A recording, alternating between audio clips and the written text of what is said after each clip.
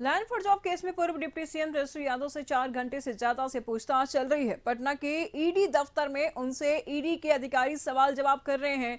हालात को देखते हुए ईडी दफ्तर की सुरक्षा बढ़ा दी गई है। सीआरपीएफ के जवानों को तैनात किया गया है।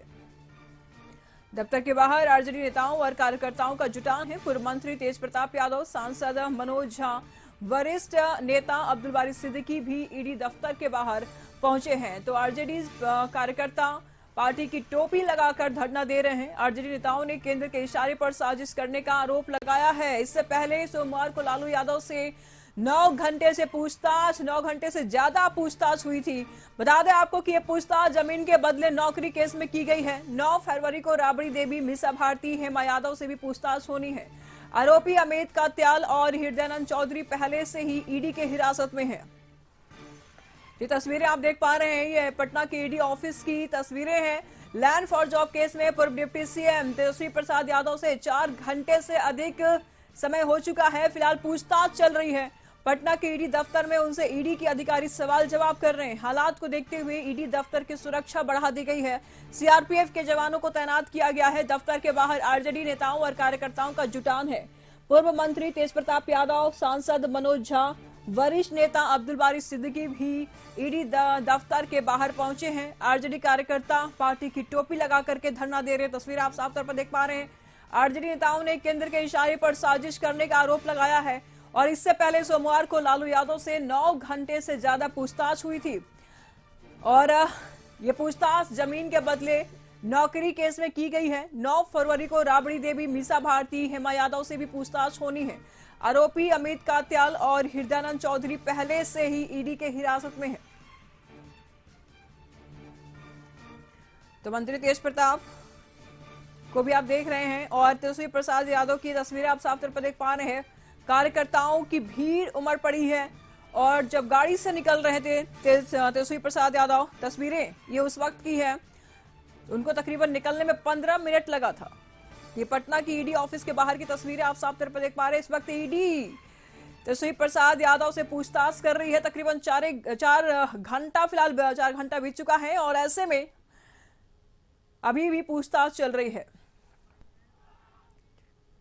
ये आप लोगों के विश्लेषण का विषय है, हमारे लिए नहीं। हम ये मानते हैं कि ये पॉलिटिकल वेंडेटा के तहत लगातार कोशिश हो रही है और ये इसको मैं ईडी की कार्रवाई तो मानता ही नहीं हूँ, मोदी अमित शाह जी की कार्रवाई मानता हूँ। ED is equal to BJP, यानी ED is equal to BJP. जहाँ जहाँ बीजेपी डरती है ईडी सीबीआई को आगे करती है। कमाल का मामला है ये, सब बंद। रेलवे में नौकरी मिली, कितनी नौकरी मिली? हजारों घंटे गिनाए जा रहे हैं, हजारों। और 2-3 मामला कुकअप करके आप चाहते हो सनसनीखेज बनाए, कभी नहीं चलेगा।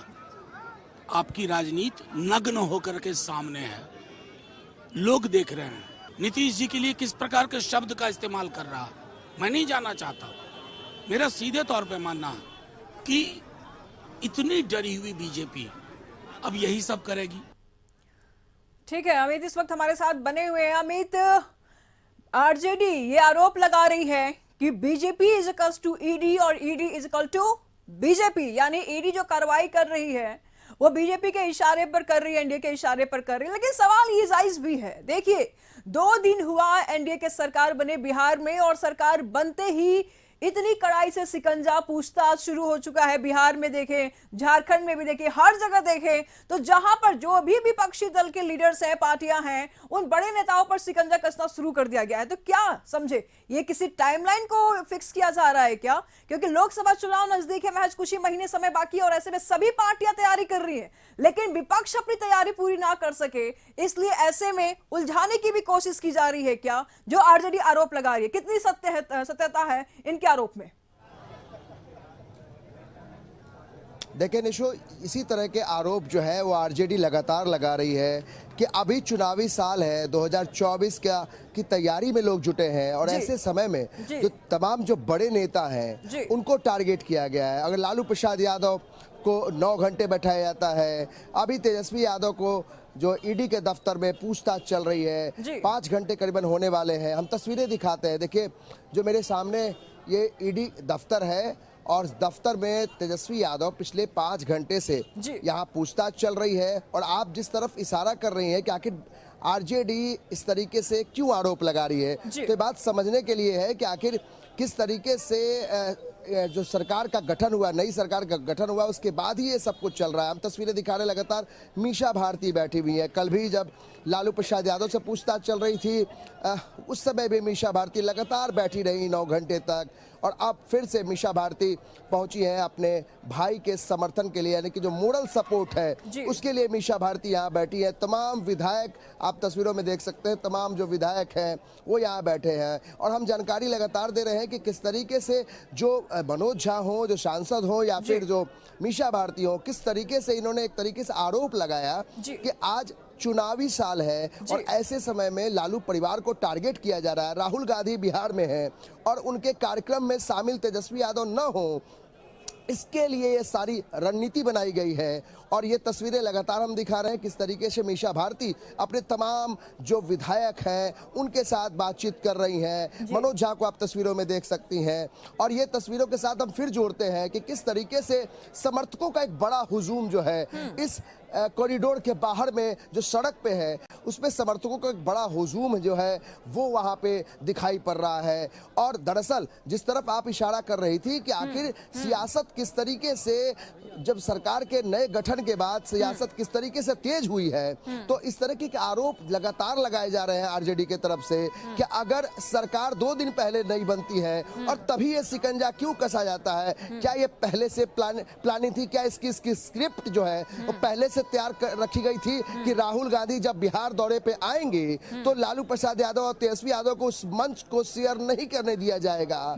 तो क्या ये रणनीति बीजेपी की, एनडीए की पहले से तय थी? इस तरफ इशारा कर रहे हैं आरजेडी के तमाम जो समर्थक हैं, बड़े नेता हैं। और मीशा भारती का कल का बयान और आज मनोज झा का बयान साफ इस तरफ इंगित करता है कि आखिर किस तरीके से लालू प्रसाद यादव जो सबसे बड़े नेता हैं आरजेडी के, और उसके बाद तेजस्वी यादव जो नेता है, डिप्टी सीएम रह चुके हैं, उन्हें किस तरीके से प्रताड़ित किया जा रहा है। एक बड़ा आरोप है आरजेडी के तरफ से।